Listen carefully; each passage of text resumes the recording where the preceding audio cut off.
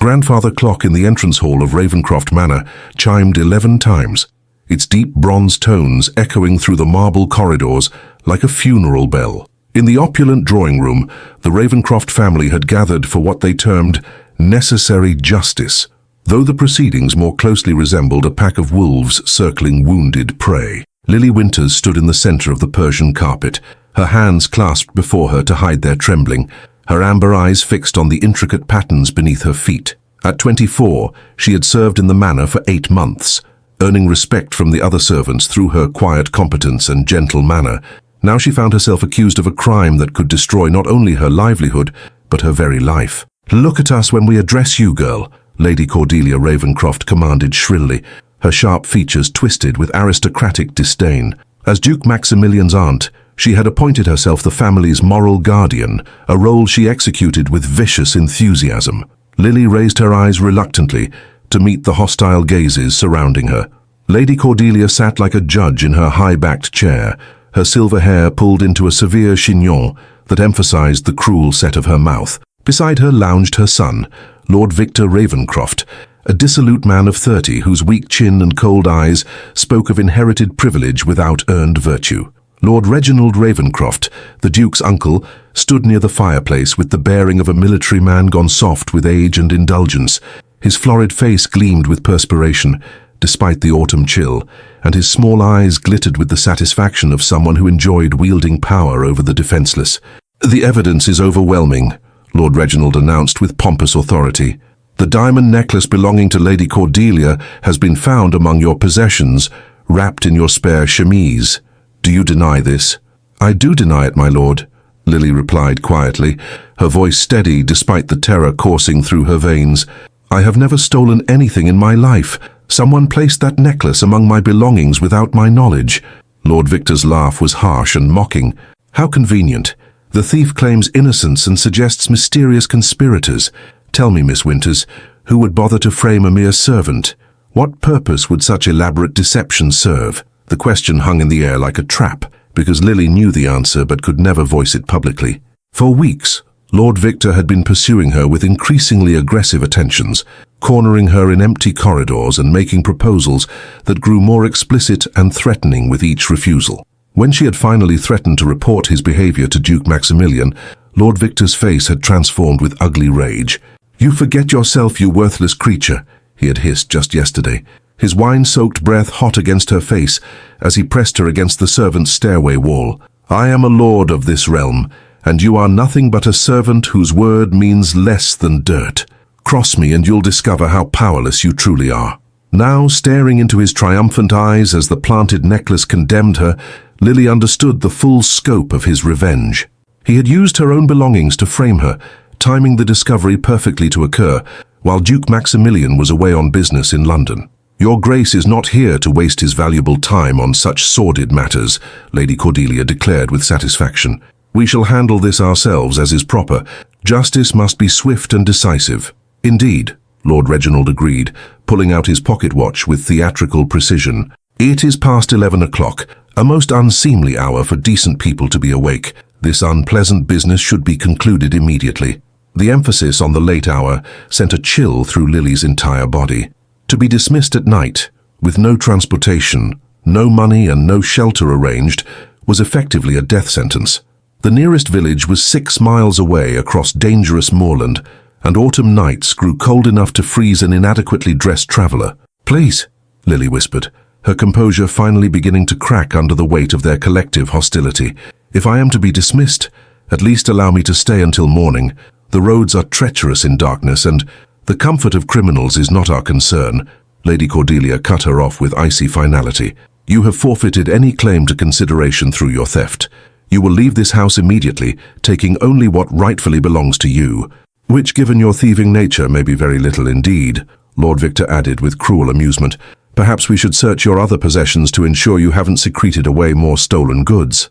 The suggestion of a thorough search sent humiliation burning through Lily's cheeks.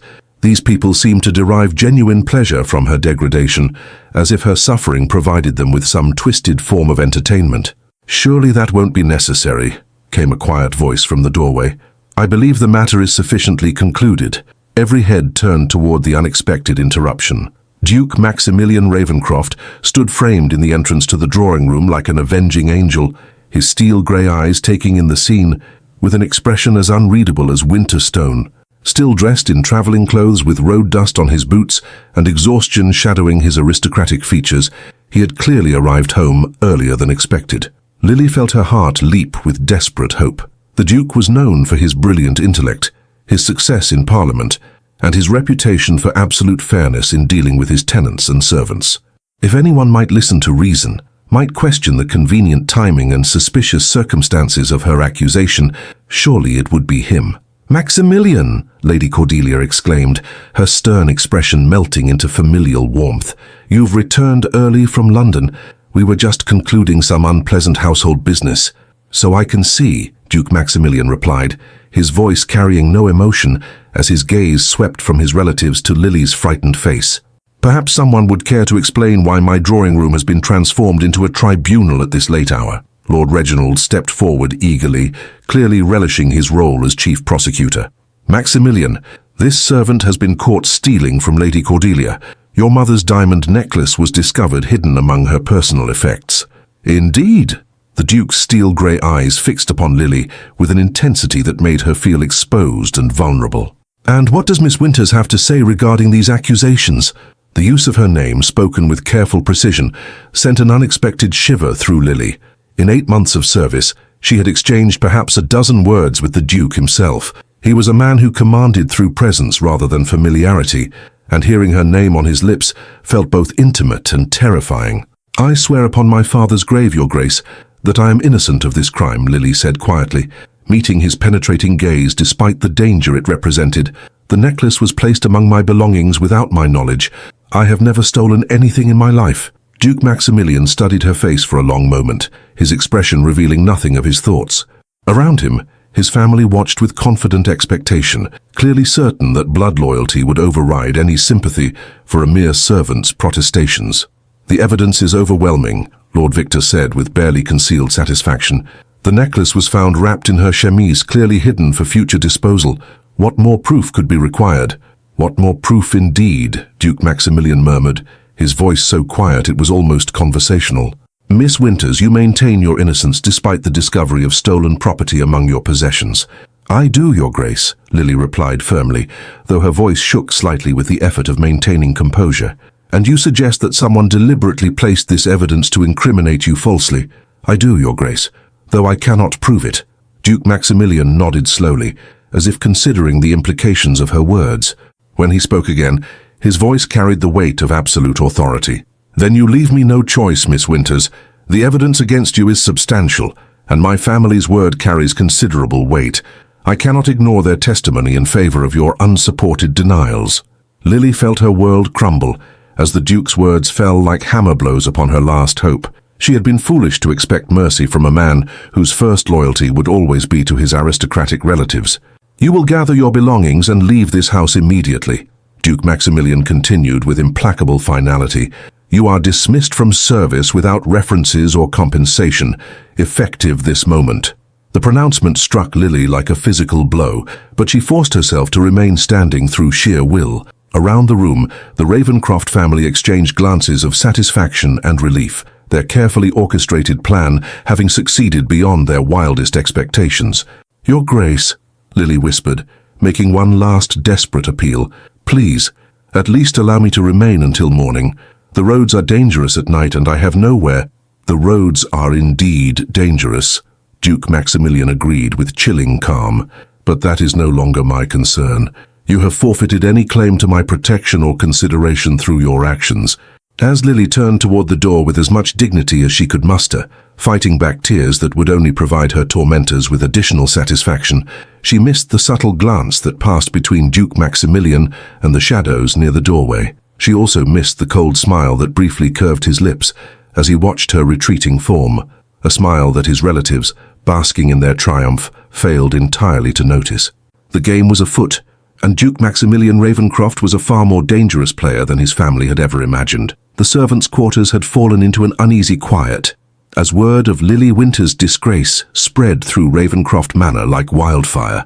Mrs. Blackwood, the stern housekeeper, supervised Lily's packing with grim efficiency, though her usual sharp tongue remained uncharacteristically silent. Even she seemed uncomfortable with the proceedings, though she would never dare question the family's judgment publicly. 10 minutes, Miss Winters, Mrs. Blackwood announced curtly, checking the small clock on the mantelpiece. His Grace wants you off the property before midnight. Lily folded her spare dress with trembling hands, her few possessions fitting easily into the worn carpet bag she had carried when first arriving at the manor. Everything she owned in the world could be contained in a single small valise, a testament to how little security her 8 months of faithful service had actually provided. Mrs. Blackwood, she tried once more, her voice steady despite the terror clawing at her throat. Please, you know my character. In all the time I've worked here, have I ever given you reason to doubt my honesty? The older woman's face remained carefully neutral, but Lily caught a flicker of something. Doubt, perhaps, or suppressed sympathy.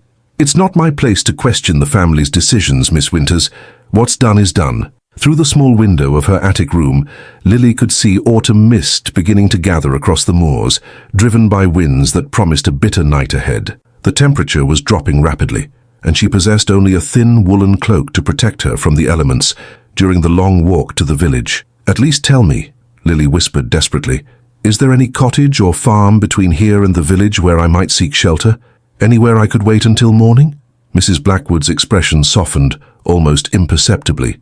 Old Macready's cottage stands about 3 miles down the moor path, but it's been empty since he died last spring. The roof leaked something terrible, but the walls still stand. The information was offered quietly, as if the housekeeper feared being overheard providing even this small assistance to someone branded as a criminal, but to Lily it represented the difference between probable death and possible survival. Meanwhile, in the manor's library, Duke Maximilian sat behind his mahogany desk, with the apparent calm of a man reviewing routine correspondence. Before him lay several documents that his relatives, celebrating their successful elimination of an unsuitable influence, would have found extremely interesting had they known of their existence. The first was a detailed report from Hartwell and Associates, the discreet inquiry agency he employed for sensitive investigations. The second was a telegram from his London solicitor, confirming information that cast the evening's events in an entirely different light. The third was a letter in his own handwriting, sealed but not yet dispatched, that would transform the lives of everyone involved in the night's proceedings. A soft knock interrupted his contemplation. "Enter," he commanded quietly. Jenkins, his most trusted valet and the man who had served his family for 30 years, slipped into the room with the silence of long practice. "Your Grace, the young lady has departed the manor as ordered. She was seen taking the moor path toward the village." "Good," Duke Maximilian replied, his voice betraying no emotion. "And my relatives?" "Retiring to their chambers, Your Grace, though they seem in uncommonly high spirits. Lord Victor opened his finest brandy to celebrate what he termed the successful conclusion of an unpleasant matter. Something cold and dangerous flickered in the Duke's steel-grey eyes. Indeed, how illuminating to observe their satisfaction in condemning an innocent woman to possible death. Jenkins, who had known his master since boyhood, recognized the signs of carefully controlled fury that few others would detect. "Your Grace, shall I prepare the documents you requested?" "All in good time, Jenkins. First, I want them to enjoy their triumph fully. Let them savor their victory, secure in the belief that their conspiracy has succeeded perfectly." Duke Maximilian's smile was winter cold and utterly without warmth. "It will make their fall all the more educational. And Miss Winters, Your Grace." The Duke's expression softened almost imperceptibly. "Is being watched, though she doesn't know it. I have men positioned along the moor path to ensure she reaches Macready's cottage safely. She will be cold and frightened, but she will survive the night. Your Grace is most thorough in his preparations." "Thoroughness, Jenkins, is the difference between justice and mere revenge. By morning, my dear relatives will discover that their carefully laid trap has become their own snare." As Jenkins withdrew to carry out his master's instructions, Duke Maximilian returned to the documents before him, each page revealing another layer of the conspiracy that had been months in the making. His relatives had underestimated him catastrophically, assuming that family loyalty would blind him to their machinations. They had never been more wrong. In the drawing room, Lady Cordelia held court like a victorious general, regaling her companions with observations about the successful elimination of what she termed a dangerous influence on the household's moral character. "I must say," she declared with satisfaction. The girl's protestations of innocence were quite convincing. If one didn't know better, one might almost have believed her. Lord Victor preened under his mother's approval, swirling his brandy with obvious pleasure. Servants like that one are the most dangerous, mother. They think their ability to speak prettily and carry themselves with false dignity makes them equal to their betters. Lord Reginald nodded emphatically. Did you notice how she dared to look Maximilian directly in the eye when making her denials? The presumption was quite shocking. A properly trained servant would have kept her gaze lowered in shame. The modern generation lacks proper respect, Lady Cordelia agreed. They read too much, think too much, and forget their natural place in the order of things. It was past time Miss Winters learned that birth determines worth, not pretty speeches about innocence. Their conversation continued in this vein for some time, each family member contributing observations about the successful conclusion of their evening's work. None noticed the silent figure who had appeared in the doorway, listening to their revelations with an expression that would have frozen their blood had they observed it. Duke Maximilian stood motionless as his relatives unknowingly revealed the depth of their conspiracy and the casual cruelty with which they had condemned an innocent woman to potential death. Every word they spoke was another nail in the coffin he was constructing for their reputations and futures.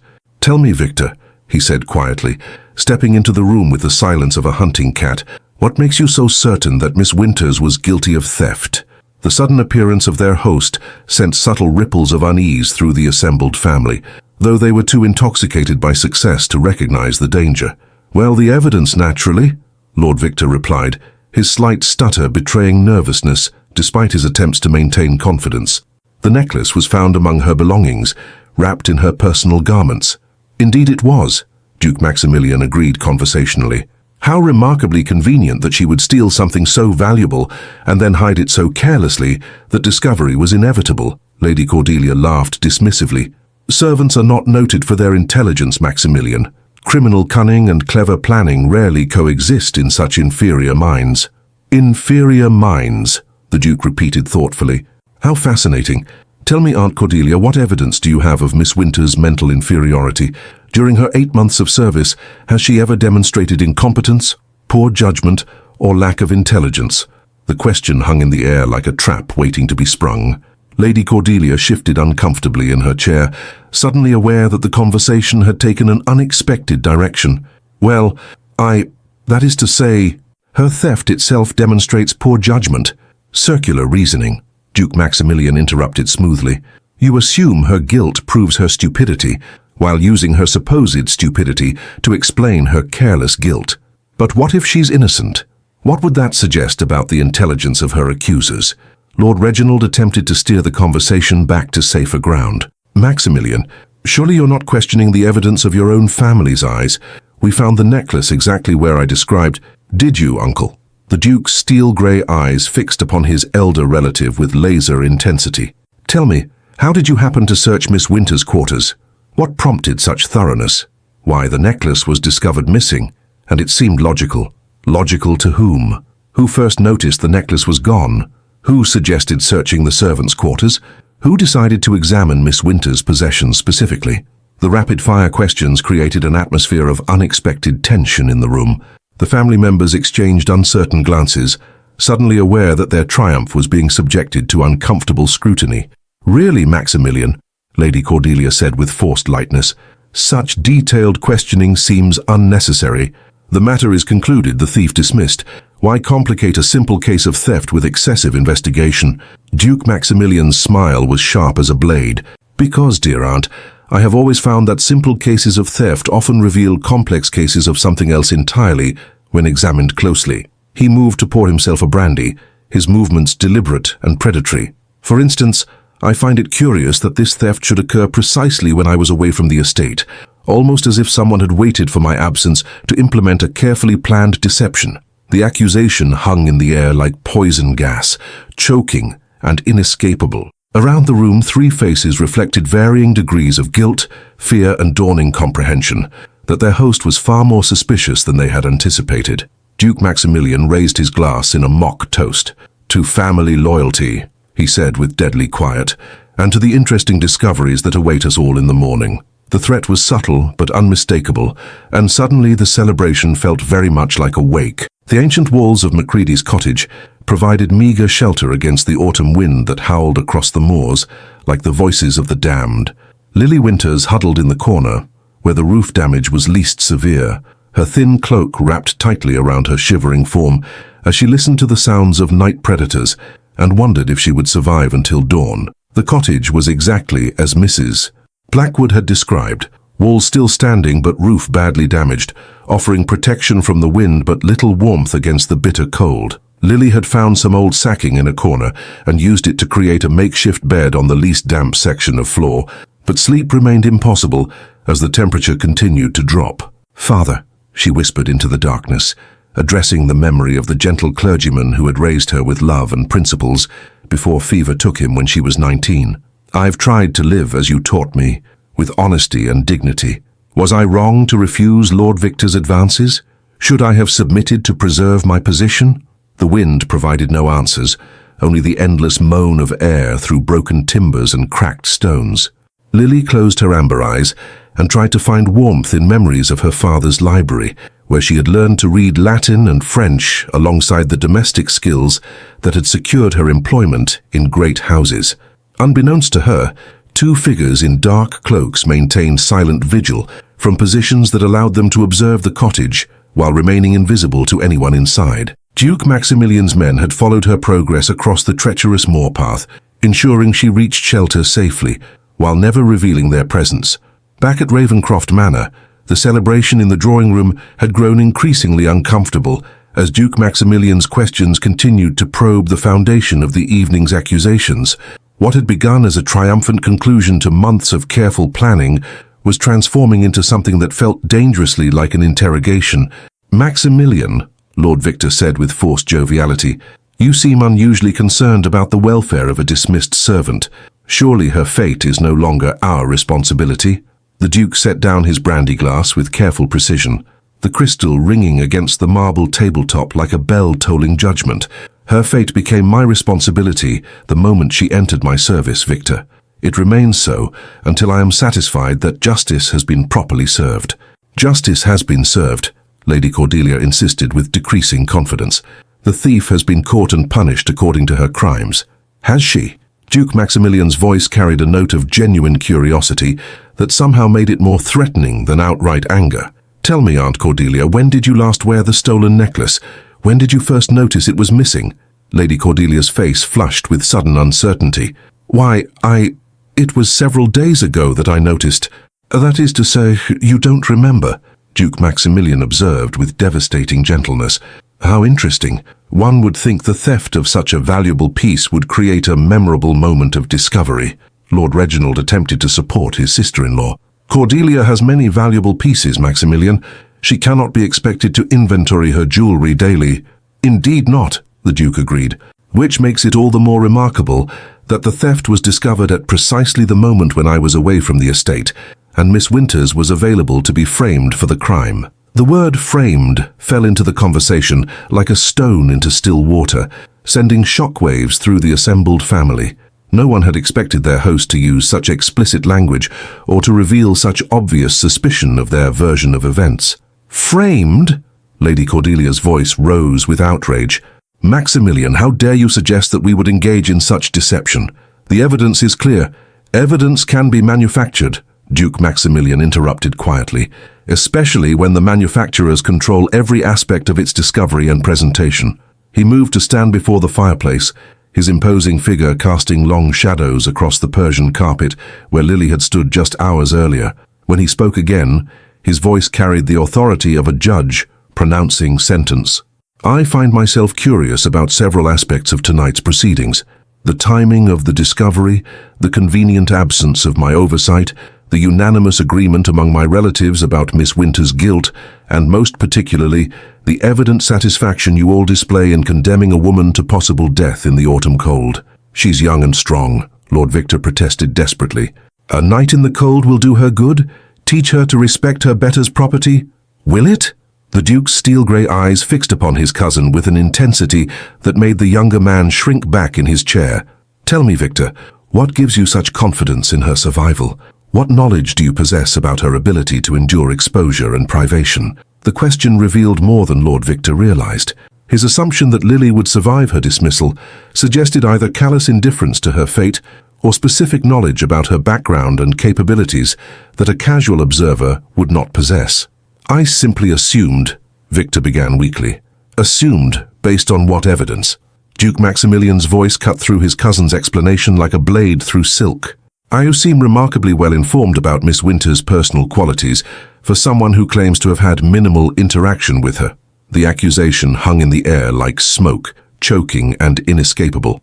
Around the room, three faces reflected varying degrees of guilt and growing panic as they began to understand that their carefully constructed story was unraveling under unexpected scrutiny.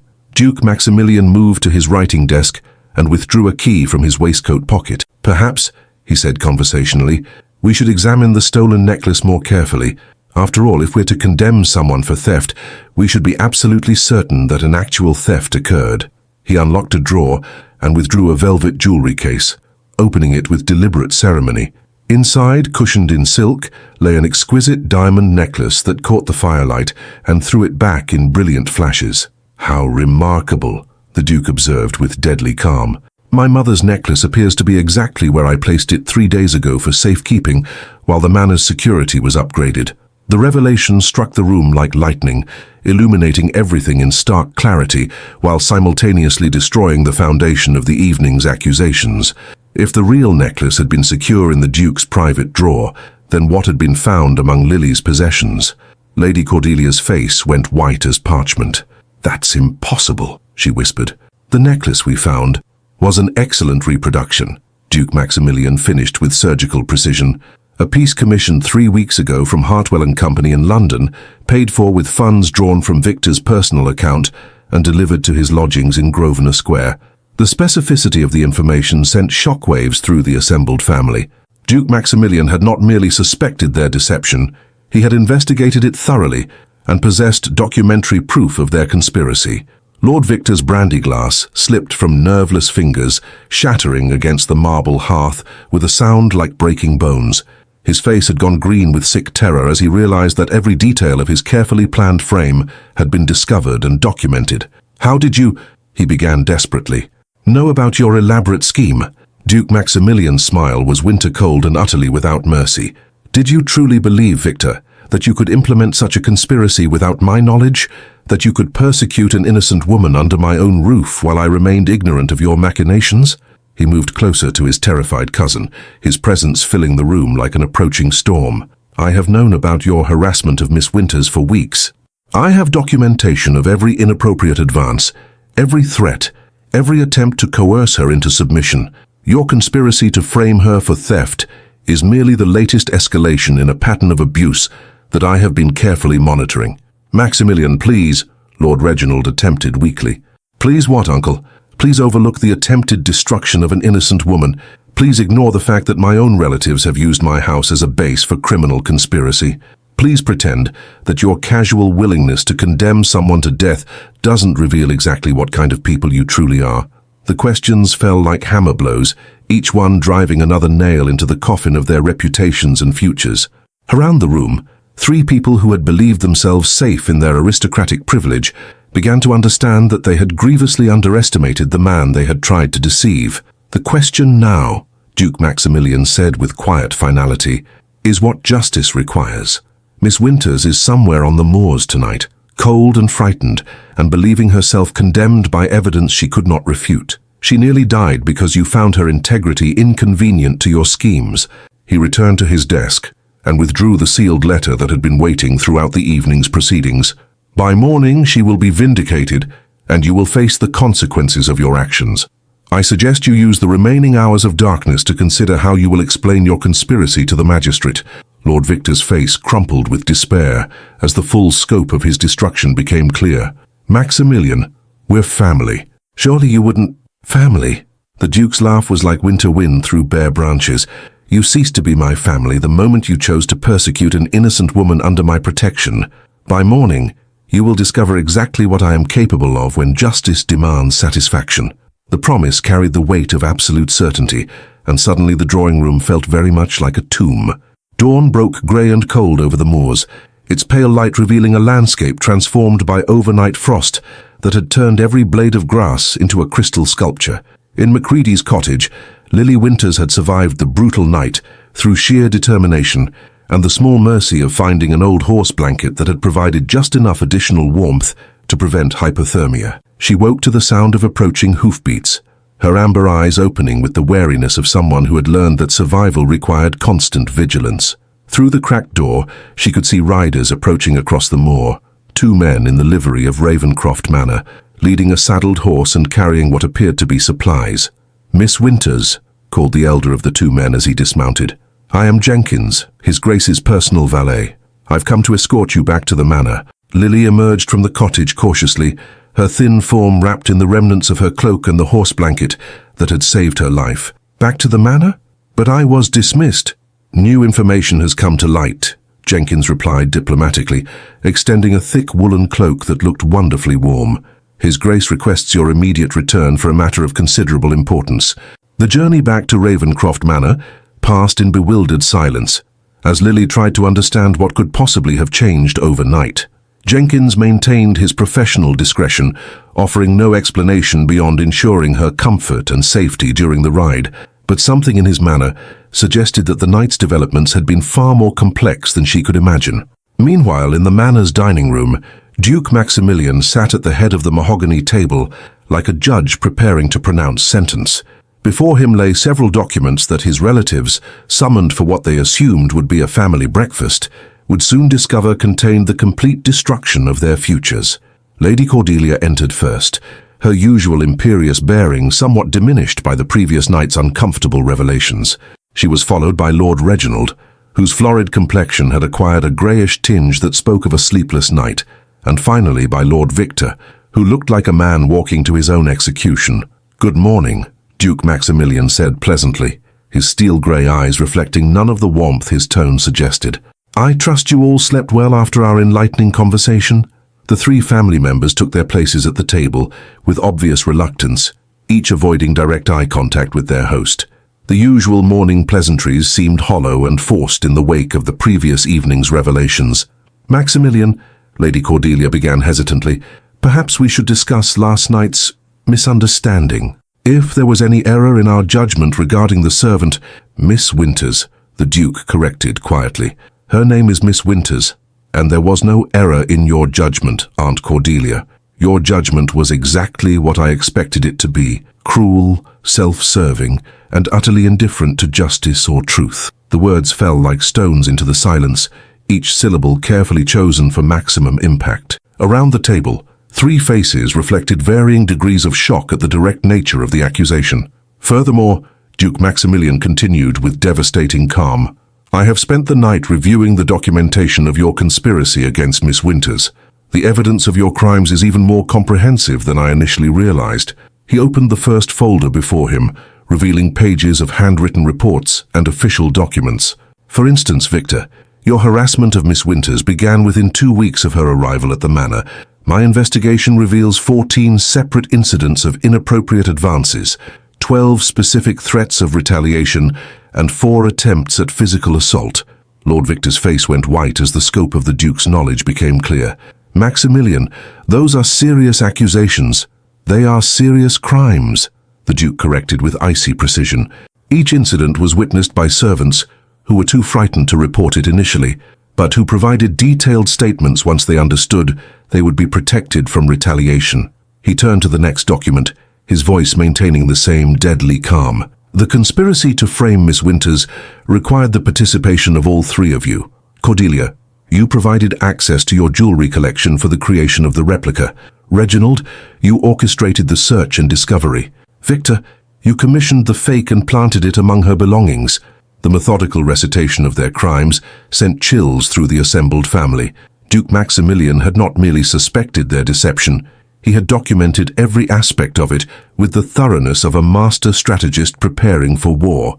"The question," he continued conversationally, "is what justice demands for such a comprehensive betrayal of everything decent and honorable."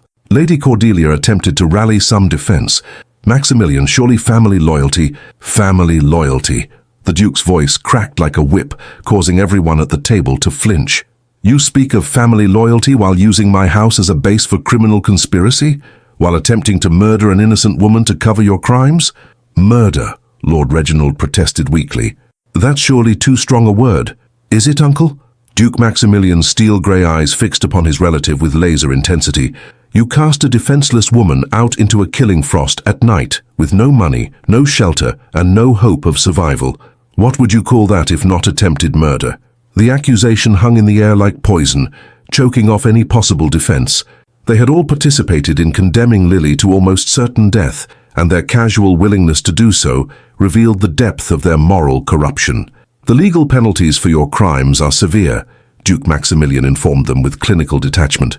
Conspiracy, fraud, attempted murder, and assault. Victor alone faces transportation to the colonies, or potentially the gallows, depending on the magistrate's judgment. Lord Victor let out a strangled sob as the full scope of his destruction became clear. Everything he had worked to preserve through his conspiracy was now lost, replaced by the prospect of public disgrace, legal punishment, and social exile. However, the Duke continued, his tone suggesting a possibility of mercy that made his relatives lean forward desperately, I am prepared to offer an alternative to immediate prosecution. Anything, Lady Cordelia whispered. Maximilian will do anything. Will you? His smile was sharp as a blade. How interesting, because my alternative is quite comprehensive in its demands. He opened another folder, revealing documents that his family would soon learn contained the complete restructuring of their lives and fortunes. Victor, you will sign over your estate to Miss Winters as compensation for the harm you have caused.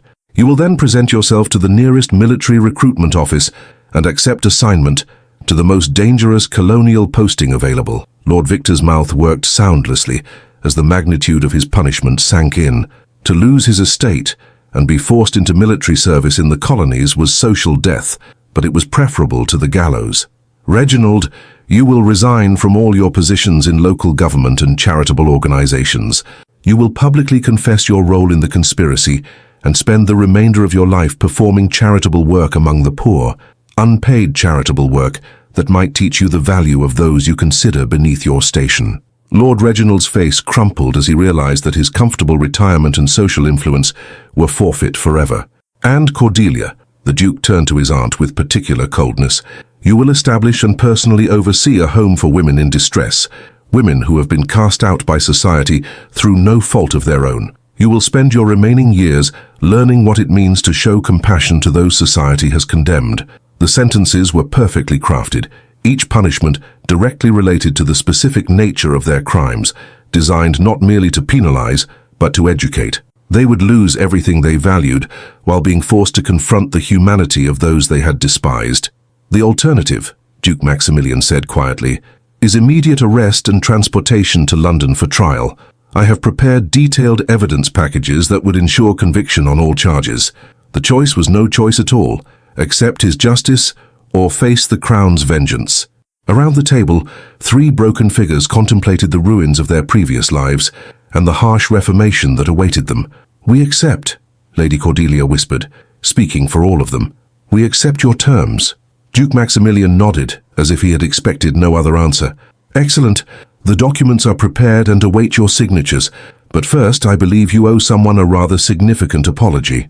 As if summoned by his words, the dining room doors opened to admit Lily Winters, now dressed in a warm traveling dress and looking far more composed than anyone who had spent the night in an abandoned cottage, had a right to appear. The sight of the woman they had tried to destroy, alive and dignified and clearly under the Duke's protection, struck the three conspirators like a physical blow. Their carefully planned murder had failed, their victim had survived, and now she stood before them as living proof of their evil. Miss Winters, Duke Maximilian said gently, rising to offer her a chair at his right hand, I believe my relatives have something they wish to say to you. The dining room of Ravencroft Manor had been transformed into a court of final judgment, where three people, who had believed themselves untouchable, now faced the consequences of their conspiracy against an innocent woman. Lily Winters sat at Duke Maximilian's right hand, like a queen holding court, her amber eyes reflecting not triumph, but a quiet dignity that made her former tormentor's shame all the more acute. The silence stretched taut as bowstring, broken only by the ticking of the ornate clock and Lord Victor's laboured breathing. The man who had orchestrated the elaborate frame looked like a corpse already, his face grey with terror and his hands shaking as he contemplated the ruin of everything he had ever valued. "Victor," Duke Maximilian said quietly, his voice carrying absolute authority, "you will begin." Lord Victor struggled to find words adequate to address the magnitude of his crimes. How could language encompass attempted rape, elaborate conspiracy, perjury, and attempted murder? How could mere apology address the destruction he had tried to visit upon an innocent woman? "Miss Winters," he began, his voice barely above a whisper, I have done you grievous harm. I attempted to force my attentions upon you when you had made your rejection clear. When you threatened to report my behavior, I arranged for you to be falsely accused of theft." Each word was torn from his throat like a physical wound, but Duke Maximilian's steely gaze compelled him to continue with the complete confession. "I commissioned a replica of my mother's necklace. I planted it among your belongings. I orchestrated the discovery and trial that condemned you to possible death in the winter cold." His voice broke entirely. "I am guilty of every crime my cousin has described, and I accept that my actions deserve the harshest punishment the law can provide." Lily studied his broken form with an expression that revealed nothing of her inner thoughts. The man who had seemed so powerful when he cornered her in dark corridors now appeared pathetic and small, destroyed by the very evil he had attempted to perpetrate. "Lord Reginald," Duke Maximilian continued implacably, "your confession, if you please." The older man's military bearing had collapsed entirely, leaving behind a husk of former authority. "Miss Winters, I knew Victor's accusations were questionable, but I chose to support them without investigation. I led the search of your quarters. I pronounced you guilty based on manufactured evidence. I condemned you to exile in deadly conditions because it was convenient to believe the worst of someone I considered beneath my station." His voice gained strength as he continued, as if confession itself was providing a kind of relief. "I am guilty of conspiracy, of bearing false witness, of abandoning every principle of justice I once claimed to uphold. I have no excuse except my own moral cowardice and class prejudice." Lady Cordelia sat rigid in her chair, her silver hair perfectly arranged, but her face reflecting the complete collapse of her worldview. When Duke Maximilian's attention turned to her, she met his gaze with something approaching defiance. "Cordelia," he said softly, "you led the prosecution. You pronounced sentence. You showed no mercy to a woman you believed innocent of any crime except refusing your son's advances." "I showed no mercy," she admitted with bitter honesty, "because I believed mercy was weakness. I condemned Miss Winters because she represented everything I feared. A servant who refused to accept her assigned place, who dared to resist her better's will, who threatened the natural order that has governed society for centuries. Her confession was the most damning because it was the most honest. She had not acted from ignorance or weakness, but from a deliberate philosophy that viewed compassion as dangerous and hierarchy as sacred. "I am guilty of attempted murder," she continued with chilling calm, "not because I intended her death specifically, but because I was utterly indifferent to whether she lived or died. Her survival or destruction was less important to me than maintaining the principle that servants must know their place." The admission sent shockwaves through the room. Lady Cordelia had revealed not just personal evil, but the systemic cruelty that allowed good people to participate in atrocities by viewing their victims as less than human. Duke Maximilian turned to Lily, his steel-grey eyes softening with something that might have been tenderness. "Miss Winters, you have heard their confessions. Justice demands punishment, but it also requires the victim's voice to be heard. What would you have me do with these people who tried to destroy you?" All eyes fixed upon Lily as she contemplated the three broken figures before her. She possessed the power to demand their complete destruction, to insist upon prosecution and transportation and social death. They had shown her no mercy. Justice would not require her to show them any. But as she looked at their faces, Victor's terror, Reginald's shame, and Cordelia's bitter acknowledgement of her own evil, Lily found herself thinking not of revenge, but of the father who had raised her to value principle above vengeance. "Your Grace," she said quietly, her voice carrying clearly through the silent room, "I have spent the night considering what justice truly requires. These people attempted to destroy me through lies and conspiracy, but their greatest crime was not against me personally. It was against the principles that should govern how human beings treat one another." She rose from her chair, moving to stand before the three conspirators, with a dignity that made their shame all the more acute. Lord Victor, you believed that your birth gave you the right to abuse those beneath your station. Lord Reginald, you believed that your position allowed you to abandon justice for convenience. Lady Cordelia, you believed that preserving social order justified any cruelty toward those who challenged it. Her words fell like pronouncements from a moral authority that transcended any earthly title or position. Your punishment should therefore be designed not merely to cause you suffering, but to teach you the value of those you have despised. His Grace's proposed sentences accomplish exactly that. They will force you to understand the humanity of people you have considered beneath your notice.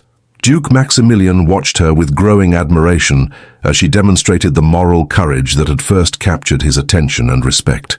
Therefore, Lily continued with quiet authority, I accept His Grace's proposed punishments, but with one addition. Each of you will write letters to every servant in this household, acknowledging your crimes and asking their forgiveness for the example you have set.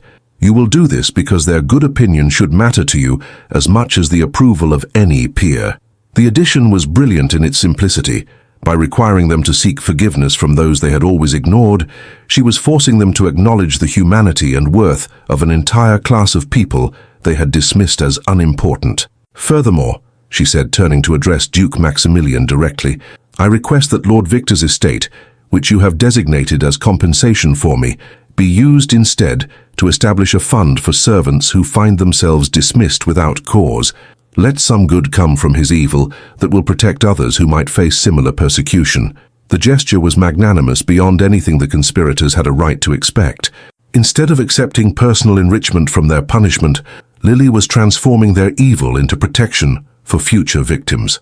Duke Maximilian's smile was warm, with genuine admiration. Miss Winters, your proposal demonstrates exactly the kind of wisdom and compassion that this family has so sorely lacked. It shall be implemented exactly as you suggest.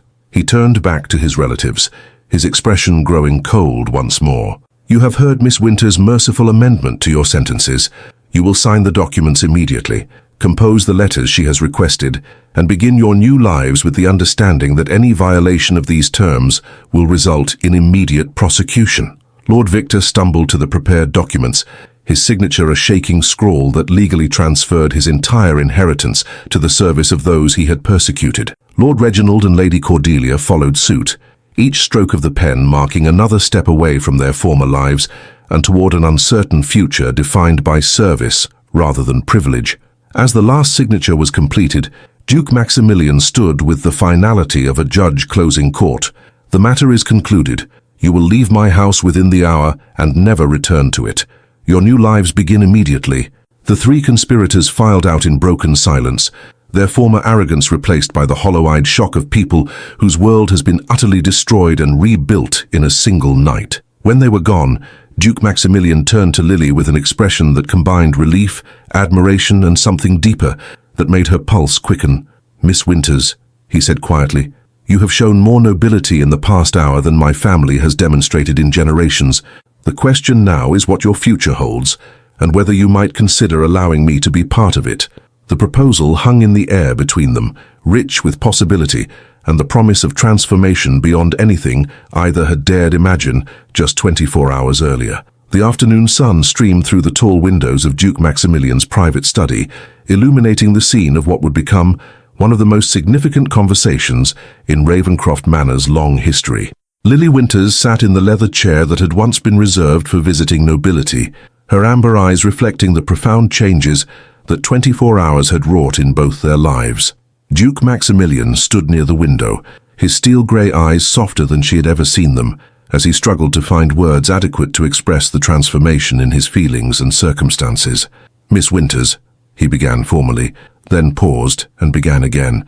Lily, if I may, the events of the past day have revealed truths about both of us that I had not previously understood. She waited in patient silence, recognizing that whatever he was about to say would be as difficult for him to voice as it would be momentous for her to hear. I have spent my adult life believing that birth and breeding determined a person's worth, he continued, his voice growing stronger with conviction. I accepted without question that those born to privilege were inherently superior to those born to service. That nobility of blood automatically conferred nobility of character. He turned from the window to face her directly, his gaze intense and unwavering. "You have shown me how profoundly wrong that belief truly is. In a single night, you demonstrated more courage, wisdom, and genuine nobility than my entire family has shown in generations." Lily felt her cheeks warm under his regard, but she maintained her composure with the dignity that had carried her through the darkest hours of her ordeal. "Your Grace," she said quietly, "you give me too much credit. I did only what my father taught me was right, to speak truth regardless of consequences, to show mercy even to those who had shown me none." "Which is precisely my point," Duke Maximilian replied, moving closer to her chair. "Your father was a country clergyman of modest means, yet he raised a daughter whose character surpasses that of dukes and earls. Birth circumstances did not determine your worth, your choices did." The observation hung between them, rich with implications about the artificial barriers that society had erected between their respective positions. "Lily," he said, dropping to one knee beside her chair in a gesture that would have shocked society beyond measure, "I find myself in the extraordinary position of wanting to ask something of you that convention declares impossible." Her breath caught in her throat as she began to understand where his words were leading. "The woman who faced down false accusations with unwavering dignity, who survived a night that was meant to kill her, who showed mercy to enemies who deserved none, that woman has captured my admiration, my respect, and my heart in ways I never believed possible." His voice grew tender with emotion that transformed his aristocratic features. "Would you consider the possibility of becoming my wife?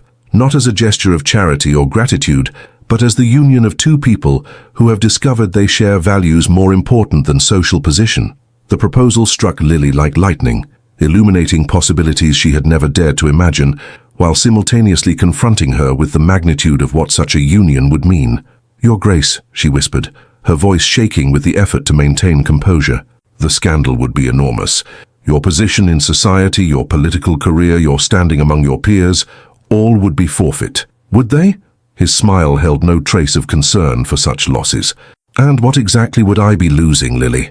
The approval of people like my relatives who value cruelty over kindness and privilege over principle. The friendship of those who would condemn an innocent woman to death rather than question convenient lies." He reached for her hands, enfolding them gently in his own. "I have discovered that the opinion of such people is worth considerably less than I once believed. What good is their respect if it requires me to abandon my integrity to maintain it?" Lily stared into his steel-grey eyes and saw reflected there the same moral courage that had driven him to investigate her case, to rescue her from the consequences of his family's evil, and now to risk everything for the possibility of genuine partnership. "But the practical obstacles?" she protested weakly, her heart already yearning toward the impossible dream he was painting. "The difference in our stations, the opposition we would face, can be overcome by two people determined to build something better than what society expects," he interrupted gently. "Lily, I'm not asking you to become the conventional wife of a conventional duke. I am asking you to become my partner in transforming what nobility can mean." "Your partner," she repeated, the phrase carrying revolutionary implications. "In establishing schools that educate children regardless of their birth. In reforming laws that privilege wealth over justice. In demonstrating that true aristocracy lies in service to others rather than dominance over them." His voice gained passion as he outlined their potential future together. "I cannot accomplish such changes alone, but with a wife who understands both the struggles of the disadvantaged and the responsibilities of the privileged." The vision he painted was intoxicating in its scope and meaning. Together they could transform not just their own lives, but the very concept of what the nobility could represent. "Furthermore," Duke Maximilian added with a smile that held both tenderness and determination, "our marriage would serve as living proof that worth is determined by character rather than circumstance. Every day we spent together would challenge the assumptions that allowed my family's cruelty to flourish." Lily closed her eyes, imagining the life he described, challenging, controversial, but rich with purpose and the possibility of meaningful change. When she opened them again, her decision was clear in their amber depths. "Yes," she said simply, her voice carrying quiet conviction. "Yes, Maximilian.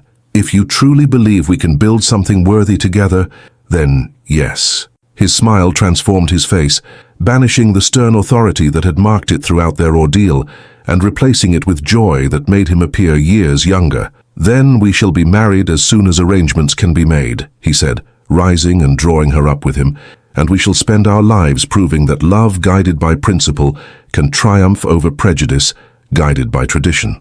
6 months later, the scandal of their wedding had indeed rocked London society exactly as predicted. Duke Maximilian's marriage to his former servant had been denounced from pulpits, discussed in shocked whispers at every social gathering, and had cost him several political alliances. But it had also brought unexpected benefits: the respect of progressive reformers, the loyalty of common people who saw him as a champion of justice, and most importantly, a happiness that no amount of social approval could have provided. The Duke and Duchess of Ravenscroft, as Lily now styled herself, had established 3 schools for children of all social classes, lobbied successfully for worker protection laws, and created the Ravenscroft Foundation to assist servants dismissed without cause. Their marriage had become a symbol of progressive change, proof that the rigid hierarchies of the past could be challenged and transformed. On a crisp autumn evening, exactly 1 year after the night that had nearly destroyed her, Lily stood in the same drawing room where she had been falsely accused and condemned. But now she stood as mistress of the house, her amber silk gown marking her transformation from servant to duchess, her wedding ring catching the firelight as she arranged flowers in the vase that had once been used as evidence against her. "Still hard to believe?" Maximilian asked, entering the room and moving to stand behind her, his arms encircling her waist in a gesture of intimacy and protection. "Sometimes," she admitted, leaning back against his warmth. "A year ago, I thought my life was ending in that abandoned cottage. I never imagined it was actually beginning for both of us," he murmured against her hair. "I had no idea how empty my existence was until I met someone who showed me what genuine fulfillment could look like." Through the window, they could see the lights of the village where their first school operated, teaching children who would have remained ignorant under the old system. Letters arrived weekly from other progressive nobles who were implementing similar reforms on their estates, creating a network of change that was gradually transforming England's social landscape. "Do you ever regret it?" Lily asked, the question that had become a gentle ritual between them. "The life you gave up, the position you lost?" Maximilian's arms tightened around her, his voice warm with absolute certainty. "I regret only that it took a crisis to open my eyes to what truly mattered. I traded empty privilege for meaningful purpose, hollow respect for genuine love. It was the greatest bargain of my life." "And you?" he asked in return. "Do you miss the simplicity of your former life?" Lily smiled, thinking of the children whose lives they touched, the reforms they had helped inspire, the love that had grown between them beyond anything she had dared dream possible. "I miss only the innocence that allowed me to believe good intentions were enough. Now I understand that real change requires courage, sacrifice, and the willingness to challenge systems that seem unchangeable." As they stood together in the room where her ordeal had begun, Lily reflected on the strange justice of their story. The family that had tried to destroy her was now scattered across the empire, each member learning through hard experience the value of those they had despised.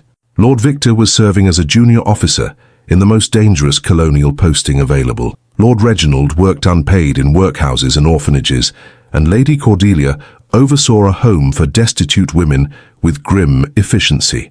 But perhaps the greatest justice was simply the life she and Maximilian had built together, a marriage based on mutual respect, a household governed by principles of fairness, and a legacy that would extend far beyond their own lives through the institutions they were creating. The servant girl who refused to surrender her integrity has become a duchess who refuses to abandon her principles, Maximilian observed, echoing her thoughts with the intuition that had grown between them. And the duke who chose justice over family loyalty has become a husband who chooses love over social convention, Lily replied, turning in his arms to face him directly. "Every day," she added with a smile that combined deep contentment with determination for the future, "we prove that the most radical thing 2 people can do is simply choose to see each other as they truly are, rather than as society demands they be seen." In the drawing room of Ravenscroft Manor, where cruelty had once reigned supreme, love and justice had taken up permanent residence, and outside their windows, the lights of their schools and institutions served as beacons, showing others that change was not only possible, but inevitable when guided by courage and principle. The greatest victory was not in defeating their enemies, but in transforming the very system that had nearly destroyed them both. 5 years after the night that had nearly cost her life, Lily Ravenscroft, Duchess of Ravenscroft, stood in the grand ballroom of their London townhouse, hosting an event that would have been unimaginable under the old social order. The guests included members of Parliament, progressive nobles, successful merchants, respected scholars, and former servants who had risen to positions of influence through education and merit. The gathering celebrated the 5th anniversary of the Ravenscroft Educational Foundation, which now operated 27 schools across England, each one demonstrating that talent and character could flourish regardless of birth circumstances. The walls of the ballroom displayed portraits of their scholarship recipients, young people who had transcended their origins to become doctors, teachers, lawyers, and reformers. "Your Grace," approached Lady Margaret Whitmore, a fellow reformer whose own unconventional marriage to a middle-class physician had scandalized society 3 years earlier, "I wanted to thank you personally for the inspiration your example has provided. The changes you and Duke Maximilian have championed are transforming England itself." Lily smiled warmly at the younger woman, remembering her own bewilderment when first navigating the complexities of aristocratic responsibility. "The transformation belongs to all of us, Lady Margaret. Individual courage means nothing without collective commitment to change." Across the room, Duke Maximilian was deep in conversation with Lord Halifax, the progressive MP who had become their strongest parliamentary ally. The subject was their latest initiative, a bill that would provide legal protections for domestic servants and establish standards for their treatment in great houses. "The opposition claims we're undermining the natural order," Lord Halifax was saying with concern. "They argue that servants who know their rights will become ungovernable, that the entire system of domestic service will collapse." "Then perhaps," Maximilian replied with the same quiet determination that had marked his defense of Lily years earlier, "the system deserves to collapse. Any structure that depends on the powerlessness and ignorance of those it employs is fundamentally corrupt." His words carried the authority of a man who had witnessed firsthand how such corruption could flourish when good people remained silent. The legislation they were proposing had grown directly from Lily's experience, an attempt to ensure that no other innocent person would face the kind of persecution she had endured. "Duke Maximilian," interrupted a young woman who had approached with obvious nervousness, "I hope you'll forgive the intrusion, but I wanted to thank you both for what you've done for people like me." The speaker was Miss Elizabeth Carter, now a qualified teacher, but formerly a scullery maid in a Yorkshire manor.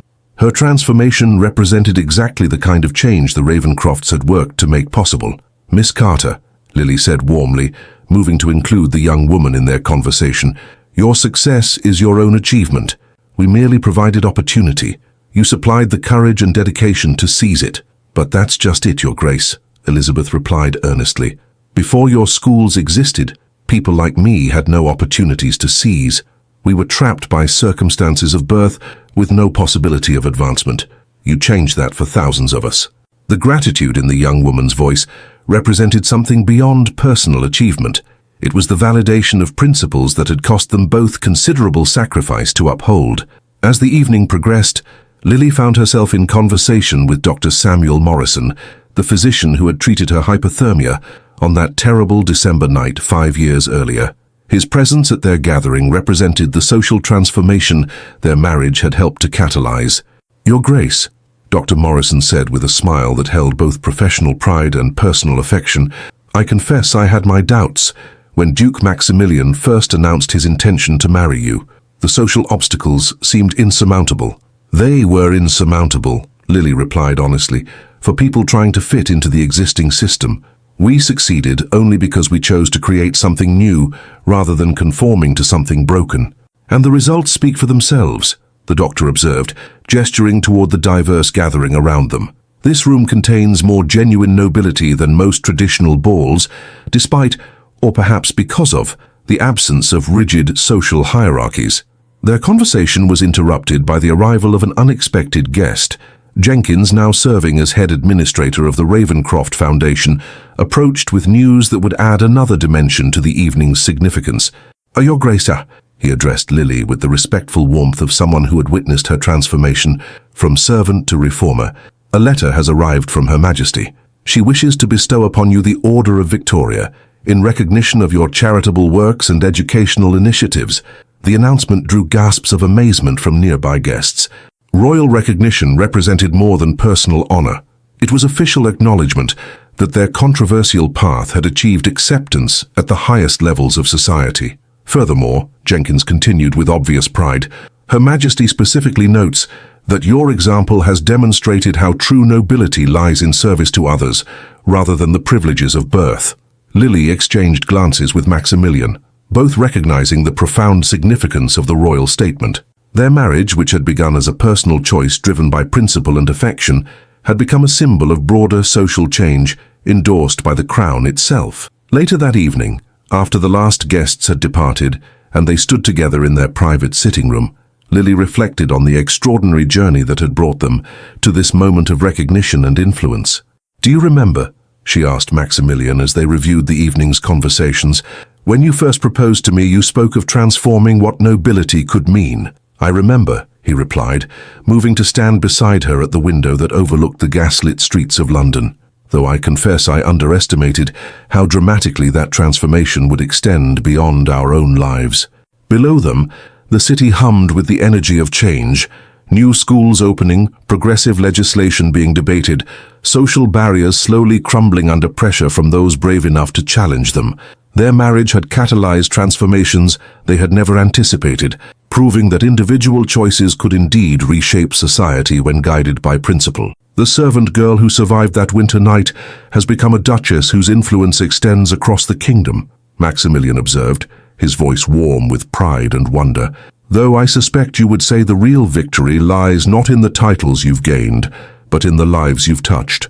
The real victory," Lily corrected gently, "lies in proving that love and justice can triumph over hatred and prejudice when people have the courage to act on their convictions. Every school we've opened, every law we've helped pass, every mind we've changed represents someone else who won't have to face what I faced that night." She turned from the window to face him directly, her amber eyes reflecting the contentment of someone who had found her true purpose in life. The girl who nearly froze to death because she refused to compromise her integrity became a woman who refuses to compromise her principles. That continuity matters more than any transformation of circumstances. And, she added with a smile that combined deep satisfaction with determination for the future, we've proven that the most radical revolution is simply treating all people as if their lives have value regardless of their birth circumstances. Maximilian drew her into his arms, marveling as he did every day at the remarkable woman whose courage had saved them both from lives of hollow privilege and moral compromise. "Every morning I wake grateful that my family's cruelty failed to destroy you, because their failure became the foundation of everything meaningful we've built together." "Their cruelty didn't fail to destroy me," Lily observed thoughtfully. "It succeeded completely.